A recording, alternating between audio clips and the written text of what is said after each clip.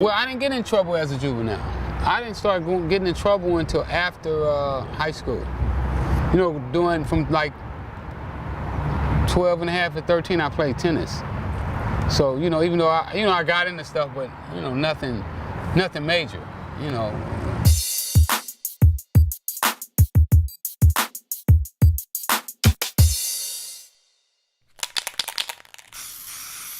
Well, I never did state time. I did county time, and I really didn't like county time. Lompoc was, the day I pulled up at Lompoc, we pulled up in a jailhouse bus. It kind of looks like a Greyhound. And it has bars on the inside, and it has guys shackled from head to toe. And when we pulled up, it kind of looked like this wall right here. If you look at the freeway behind me here, except it had rust coming down from where the bars were. And you couldn't see anybody, no windows, just these big iron steel bars. And then when you walk in, the reception center is down in like a basement. So in this basement, it looks like a dungeon. And you can smell the oldness. You know, if you ever been in an old concrete building that's been like mildewed and wet, you can smell this like this odor. And it has these great big bar doors, and it has cages all through. It's just cages where different groups of guys are putting, and where they classify you, because you go through what they call classification.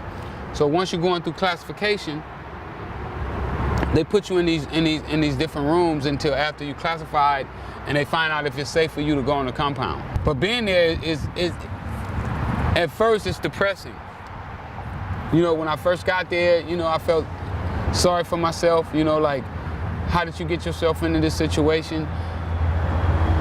But after I was there, then it made me tighten up my game. It made me realize that that was not the place that I wanted to be for the rest of my life. That I was not going to spend the rest of my life in Lompoc, and whatever it took to get out of that situation, I was willing to do. I'm a nonviolent person.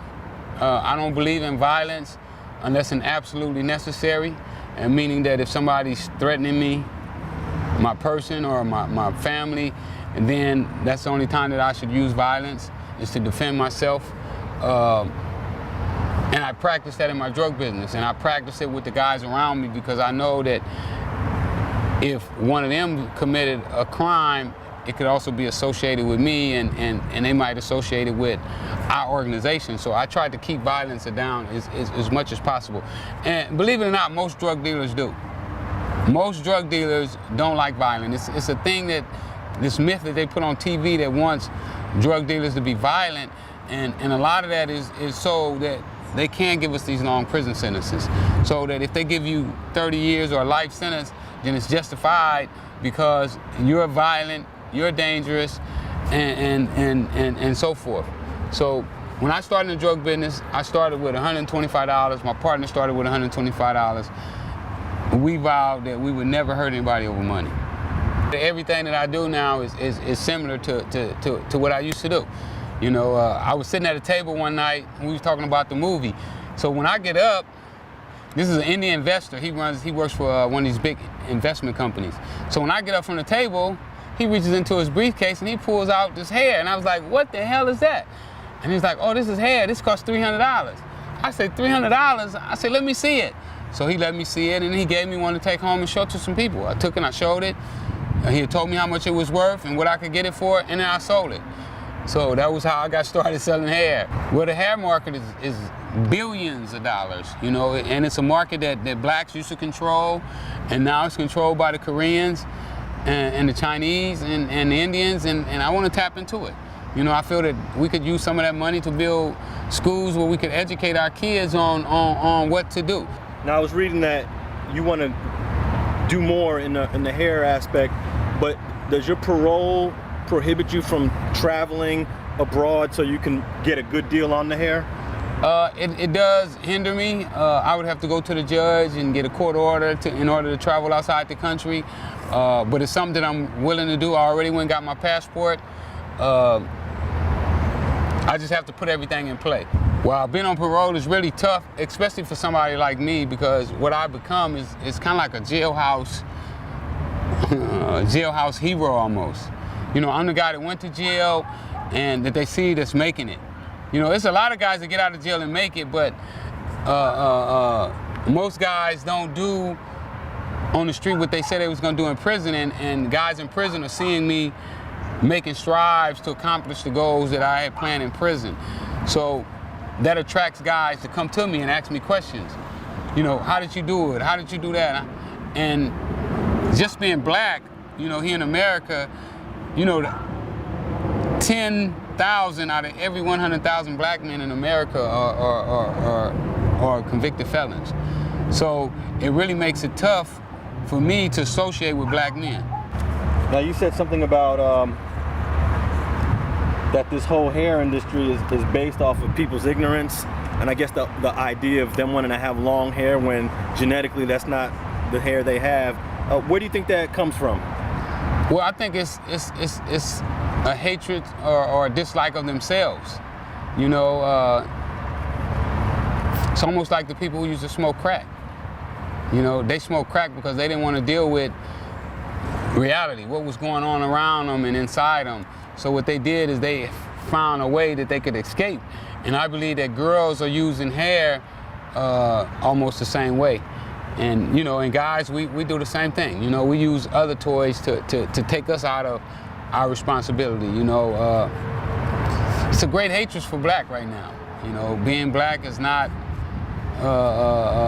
one of the favorite things. But you're not uncomfortable about making some money off of that. Explain that. Some people might criticize that. Well,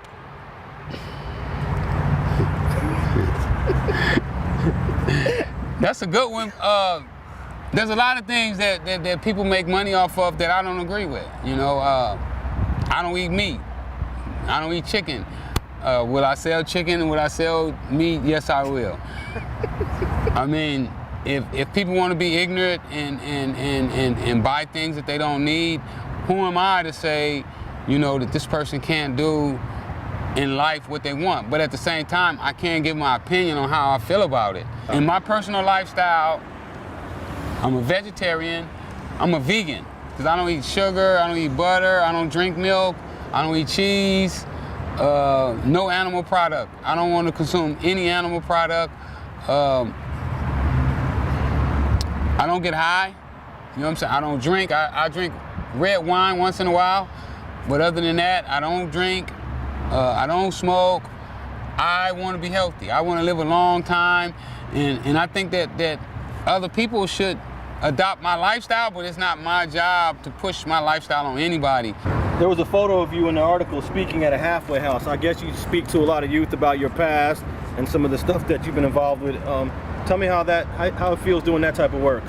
Oh, I love it. I love going around, sharing my experience, letting guys know that they can do what I do or even better.